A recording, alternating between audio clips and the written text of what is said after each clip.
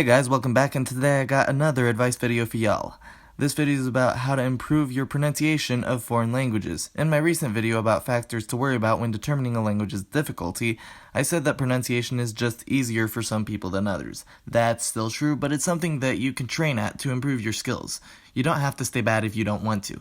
In this video, I'll give some advice both on tactics, like what to listen for and how to practice, and also on technical stuff that polyglots know and look for when researching a language's pronunciation. So here we go. To start, something polyglots know very well is the IPA. I've already made a video about IPA and it's not terrible, but I have learned more about it since making it, and I've also changed how I write IPA, which you can see if you compare my older videos with my newer ones. Basically, IPA is the International Phonetic Alphabet, a writing system used to show exactly how people pronounce their language. The IPA has a 1-to-1 ratio of symbols to sounds if you consider the affricate characters to be combined, and has one symbol for every sound that exists anywhere in the world. How does this help polyglots? Obviously, you need to hear native speakers to pronounce their languages, which we'll get to later, but being able to read the IPA charts can tell you exactly what your mouth needs to be doing. Once again, check out the IPA video for more details on that. Omniglot is a great website to use for this, as they show IPA with the letters, so you can see what sounds you'll need to produce. I highly suggest learning the charts. Now that we've gotten by the bookwork, it's time to go more in depth about using the pronunciation of native speakers to improve your own. Of course, listening closely is a huge part of this, but what we need to know is exactly what to listen for.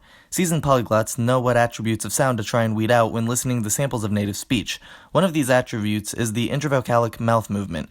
In other words, speakers of certain languages on certain vowels will move their lips and jaw during the vowel, while in other languages they won't. This is one of the big differences that polyglots will pick out, as this mouth movement is often overlooked in IPA transcriptions. Using what's often transcribed as O for an example, closing sounds like O, opening sounds like O, and stationary sounds like O. Here are some examples of intravocalic mouth movement in languages I've studied. Tip about vowels also is that they're normally what calls out non-natives. Consonants can be practiced easily enough, as they involve putting one mouth part on or near another, but vowels exist on a continuum and can have small but noticeable differences from those around them. As a band analogy, pronouncing consonants is like pressing valves or keys, but pronouncing vowels is like positioning a trombone slide. About consonants, since they have a specific formula, the main thing is to practice a lot using what I've said about reading the IPA charts. Out loud is preferable. In terms of what people who transcribe IPA tend to overlook, light versus dark L's are what to listen for, like I suggested you do with the intravocalic mouth movement. Light means alveolar, la, and dark means velar, la, in this case. For example, American English and Portuguese have dark L's, while Spanish, Hebrew, etc. have light L's, and Russian has somewhere in between, la. British English and Dutch have light L as a phoneme with dark L as an allophone of it. I personally get very annoyed when people transcribe non-light L's as la, and this is why. It's plain ignorant, and it's something learners may have to search for a bit harder. Going along with the last section, in order to pronounce an L2 well, it's important to have good knowledge of the quirks in your native language. In reality, a foreign accent is nothing more than a person pronouncing words incorrectly because of how their mouths are naturally programmed to work. This does have to do with what I just said, in that you should learn if your native language's vowels have intravocalic mouth movement in order to not conform your target language to it. But mostly what I'm talking about is allophones. Allophones are variations of another sound that come up only in certain phonetic environments. People speaking their native language switch between these sounds without realizing they do it unless they get into linguistics. When people are learning a second language, since they don't notice the allophones in their native language, they keep doing them when speaking the second language, which is of course not optimal. The second language most likely has its own allophone system to learn, which is something that you can get with studying the Omniglot page and listening to various words in the target language, but I already talked about that earlier. The point now is to be aware of the allophones that your native language has. I'll use native English speakers learning Spanish as an example of how allophones screw people up.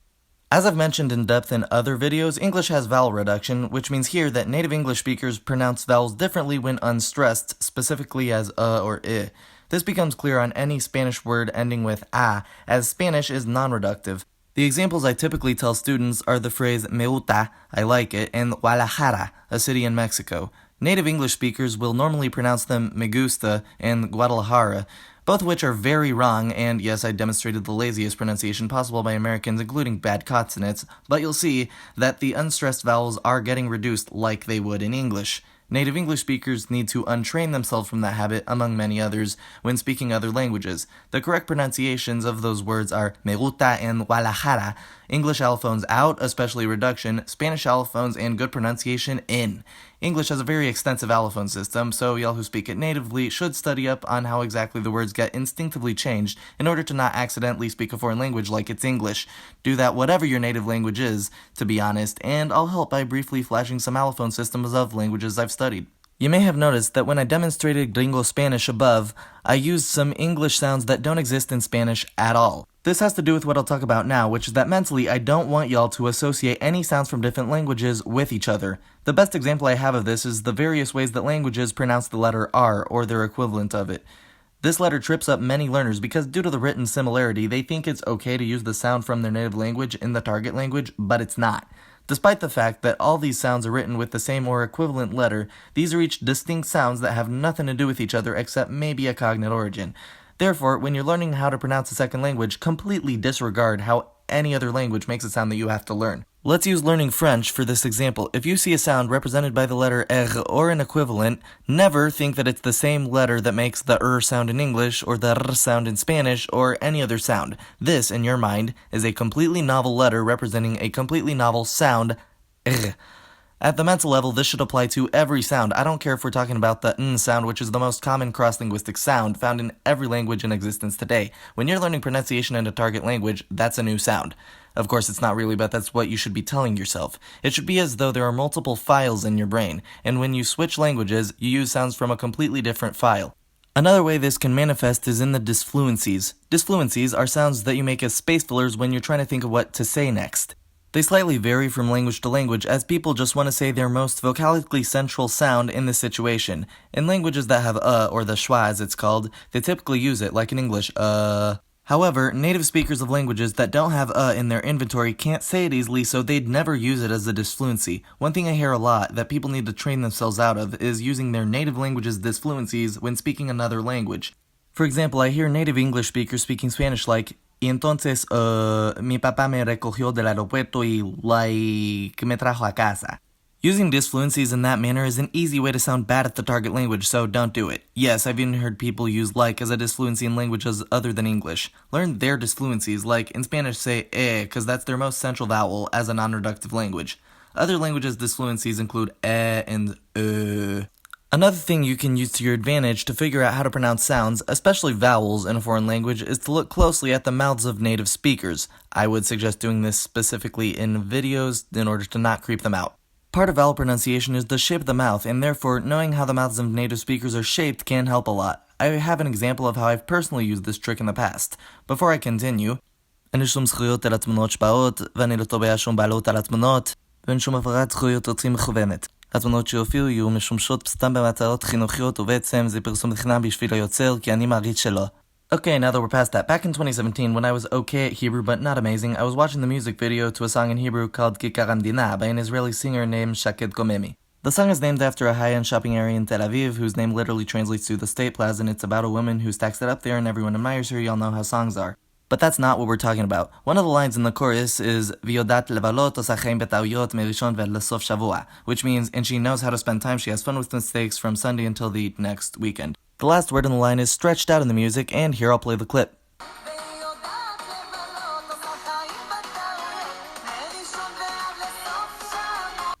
I saw Shaked Komemi's mouth on the U in Shavua and noticed that his lips didn't look rounded there despite the fact that he was pronouncing a rounded vowel. This is when I realized the secret trick to Hebrew vowels, the back vowel specifically. For native Hebrew speakers, the corners of the lips barely move at all, whereas most languages with an U sound would bring the corners of the lips much closer to each other, forming a circle. The Hebrew U keeps the corners the same distance apart that they always are, and the rounding is done with only the center of the lips. It changes the sound quality enough to sound distinct from other languages. This was a massive breakthrough to me in terms of being able to sound more like a native, and all it took was noticing how the mouth of a native Hebrew speaker moved. That's something to consider watching for when doing video studies for your target language. Now, one thing you may be thinking is, but I can't improve my pronunciation that much, I suck at it. That may be true, but it doesn't mean that improvement will never happen. Some of y'all give up too easily. People have shown that they can learn better pronunciation. The main evidence for this is Hollywood dialect coaches. These are experts in pronunciation who teach actors how to pronounce words best before they act in TV shows or movies. In sci-fi, they even sometimes work with conlangers to teach the actors how to pronounce a language that doesn't even exist in real life. The actors aren't necessarily polyglots with loads of experience in foreign languages, but they can be taught how to sound convincing in a foreign language or dialect. So can you if you use what I've talked about already. A dialect coach would likely give you similar, if not more specific, advice to what I gave, or maybe not. I'm not a dialect coach, just speculating here. Wired occasionally features them in their videos if you're interested. There's your main spirit advice. Don't go down easily because celebrities don't.